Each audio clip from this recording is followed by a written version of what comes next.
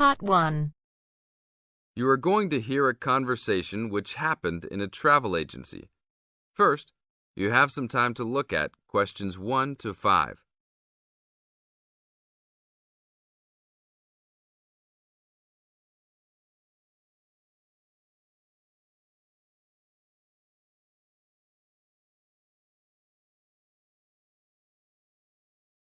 Now we will play the recording. Listen to the tape and answer questions 1 to 5. Hi, I would like to make a reservation for a round-trip plane ticket from London to New York. Welcome to the Student Travel Agency. London to New York. Let me see if we have any student specials for that flight. Yes, we do in fact. What days would you like to fly? I am looking for a flight around the 10th of October or so.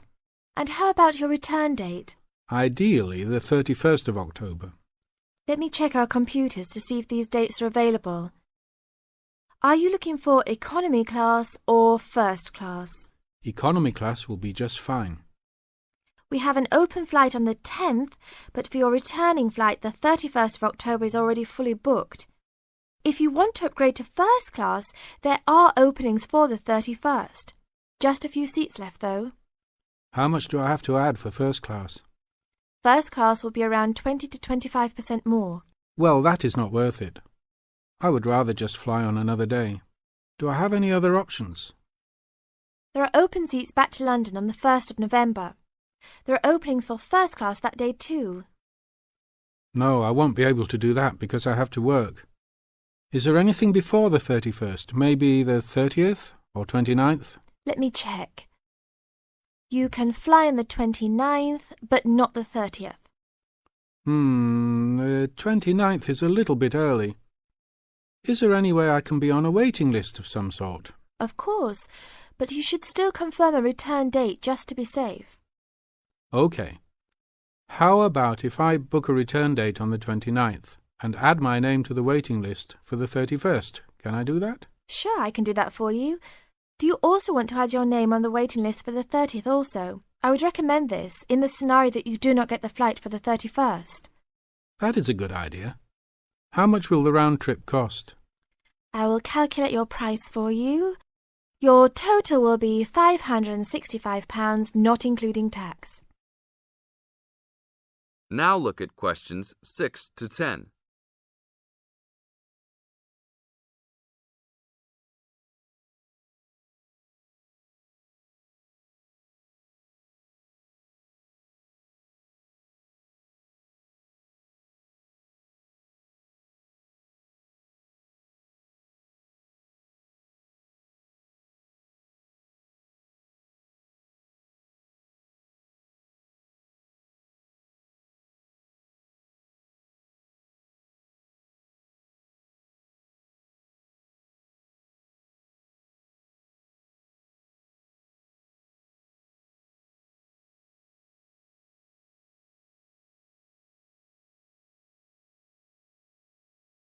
Now listen to the tape and answer questions 6 to 10. That's not too bad. Is there any discount for students? That is already including the discount. Without the discount, the price is easily over £600. OK, that sounds good then. Please put me down for those dates. I will need your information. Name and student identification number, please. Kenneth Conley, student ID 921232020. Your phone number, please. 87052109. Please tell me your mailing address. 354 Westchester Drive, London. Thank you very much, sir. How would you like to pay for the ticket? I think I will pay in cash. Well, you don't need to pay right now, just when you come to pick up the tickets. You will need to pick up the tickets at least 2 weeks before departure. That is no problem. One quick question. What happens if for some reason I need to cancel my trip? The student discount tickets are unfortunately non-refundable. However, if your cancellation is before 24 hours of takeoff time, then you can reschedule your flight for another day. If the cancellation is within 24 hours, then you forfeit your ticket. I understand. Well, thank you very much. I will see you next week. See you then. That is the end of part 1. You now have half a minute to check your answers.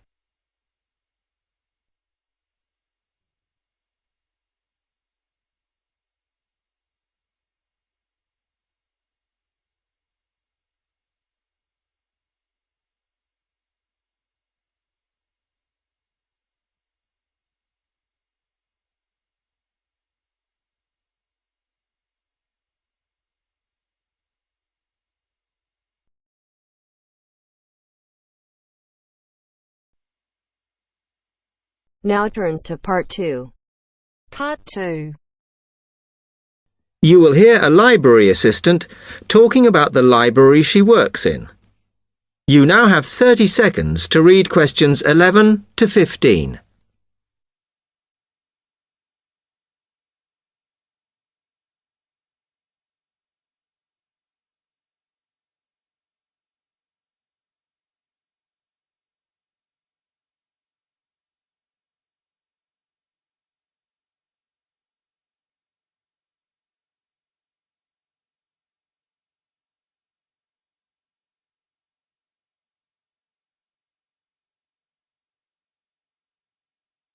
Hi, can I help you? Yes. I wanted to join the library. Okay. First of all, let me show you round the library and explain a few things for you. Okay, now we're here at the main entrance. You can see the reception, which is where you bring back and take out books. And also, we can order books and answer your questions there. Next to the reception, where you can see those old desks, is where we keep the magazines, because you can sit down and read there. They're divided into sections for sciences, geography, arts, etc.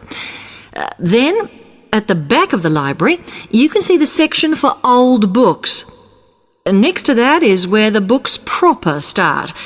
That used to be the science section, but now on those shelves you'll find the art section. We had a big reorganisation in the summer, which I think has made it clearer. The numbering is standard, so you should be able to find what you want quite easily. However, if you can't find something, it probably means it's been borrowed. Okay, then in the corner next to the reference section is where we thought it was quietest and away from the phones and printers and things, so we've put the study desks there. They all have computer access if you need it for your laptop. We do ask that you don't just read magazines there, though. Okay, then there's the reference section, where you can look up the files. Then, as we come back to the main entrance, is the next section, where we used to have the languages. It got very busy and noisy, so when we moved everything round, we decided to put the law books here. Also, because it's a smaller section, it fits quite well here. Okay then, we're back at the main entrance. Over there, by reception, there's a door that goes to the extension, and we have further sections, such as languages and study desks through there, so you could have a look round when we've finished. Then, just between reception and the door here, is where we decided to put the computers, but the computer magazines are in the magazine section, as we found too many went missing here. Okay, is that everything? You now have 30 seconds to read questions 16 to 20.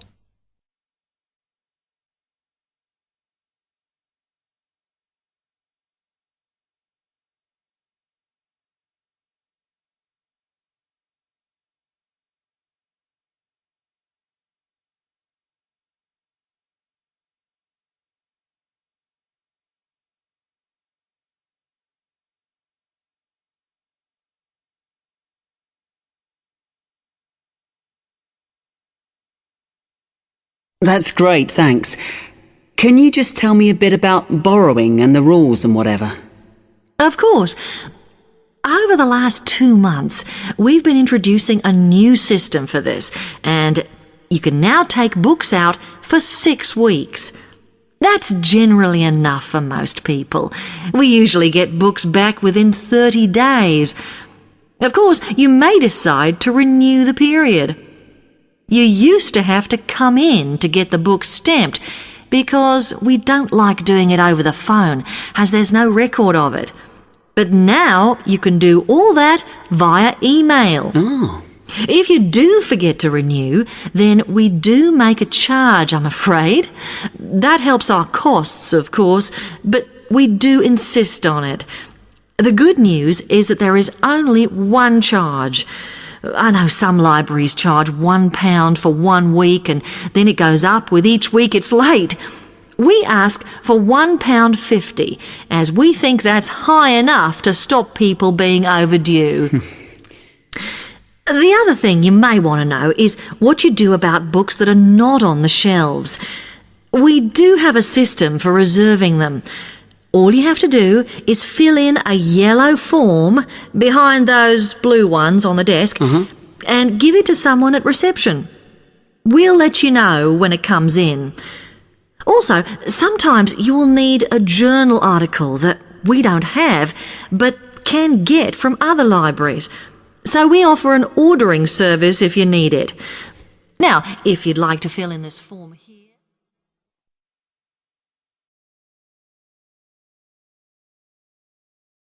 That is the end of part 2. You now have half a minute to check your answers.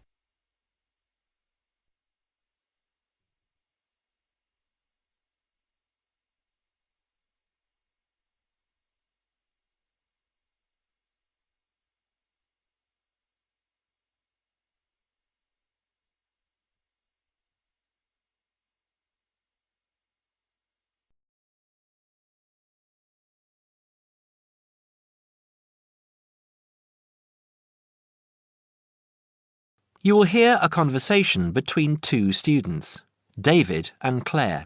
First, you have some time to look at questions 21 to 24.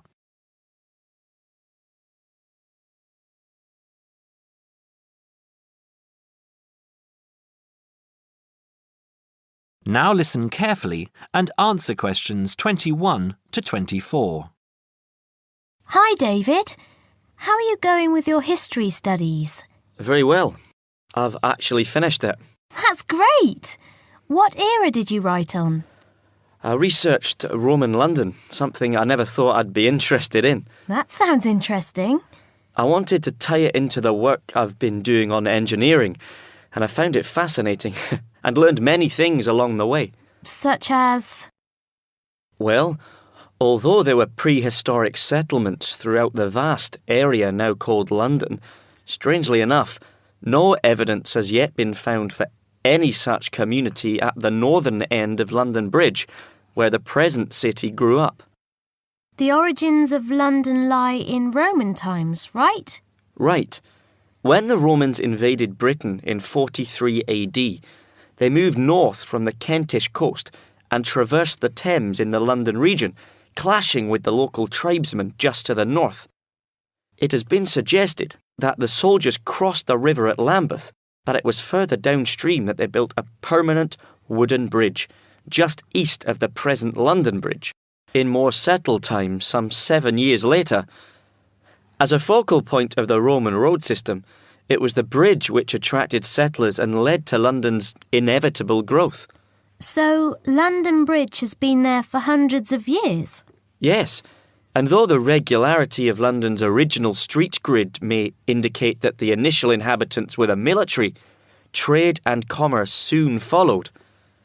The London Thames was deep and still within the tidal zone, an ideal place for the berthing of ships. What other industry did they have? Well, as the area was also well drained and low-lying, it was geologically suitable for brick-making. There was soon a flourishing city called Londinium in the area where the monument now stands. Londinium? That's Latin. That's what I thought too, but the name itself is Celtic, not Latin, and may originally have referred merely to a previous farmstead on the site. Before you hear the rest of the talk, you have some time to look at questions 25 to 30.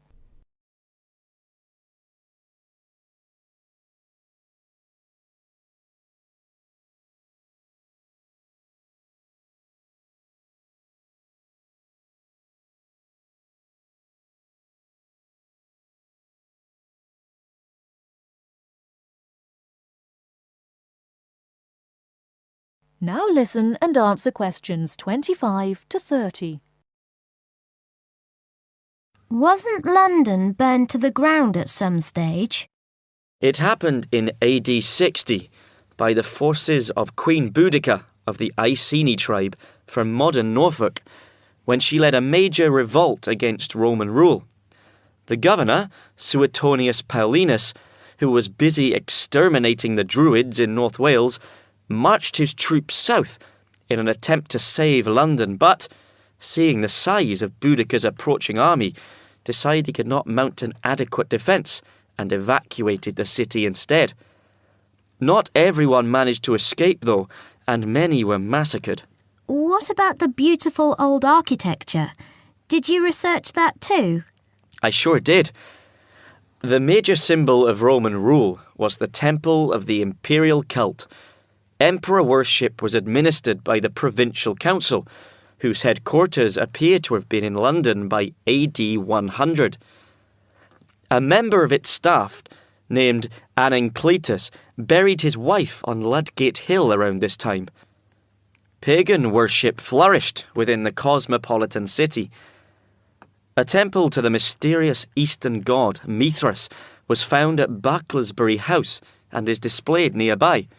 I quite like St. Paul's. Traditionally, St. Paul's Cathedral stands on the site of a temple of Diana. Other significant buildings also began to appear in the late 1st century, at a time when the city was expanding rapidly. The Forum, a marketplace and basilica which housed the Law Courts complex at Leadenhall Market, was erected and then quickly replanned as the largest such complex north of the Alps. The Forum was much bigger than today's Trafalgar Square. Who was in charge of all the town planning at the time? Procurator Agricola. He encouraged the use of bathhouses and had a grand public suite made, which has now been excavated in Upper Thames Street. They were as much a social venue as a place to bathe. There was a smaller version at Cheapside, and in later centuries, private bathhouses were also built. Another popular attraction was the wooden amphitheatre, erected on the northwestern outskirts of the city. It's possible that gladiatorial shows were put on here, though lesser public sports, like bear baiting, may have been more regular. I thought that happened mainly in the Colosseum in Rome, but I guess London being settled by the Romans explains their lust for blood. That is the end of part 3. You now have half a minute to check your answers.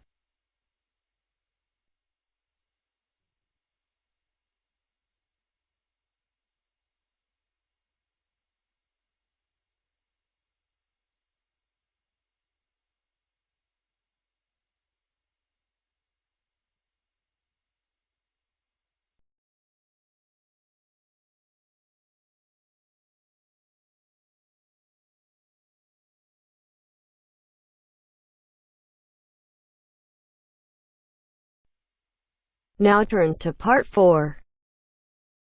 Part 4.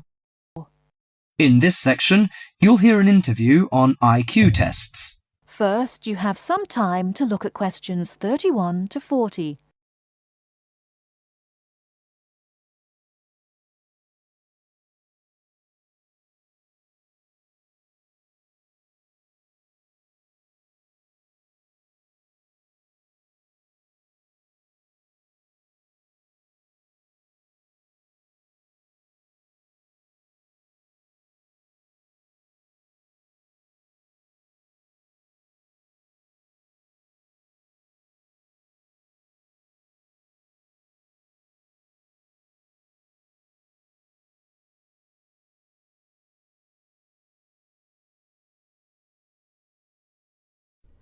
Now listen carefully and answer questions 31 to 40.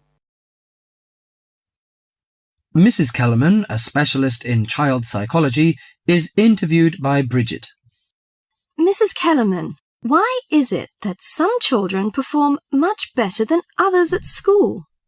Obviously, it can't be denied that certain children are brighter than others, but it's not as simple as that. A lot of emphasis is placed on intelligence measured by tests, so-called IQ tests, which only measure certain types of intelligence, such as basically linguistic and numerical skills, or reading and mathematics to put it plainly, which is unfortunate because some children are bound to suffer. A good example was a friend of mine's son who was kept out of the top class at school because of his average IQ. That's around 100. His father, though he had no idea his son was going to be an architect, always said he was a clever child. Apparently, he was able to picture things in his mind and draw accurately at a very early age. The point is that his university life might not have been so difficult if his ability had been recognized sooner.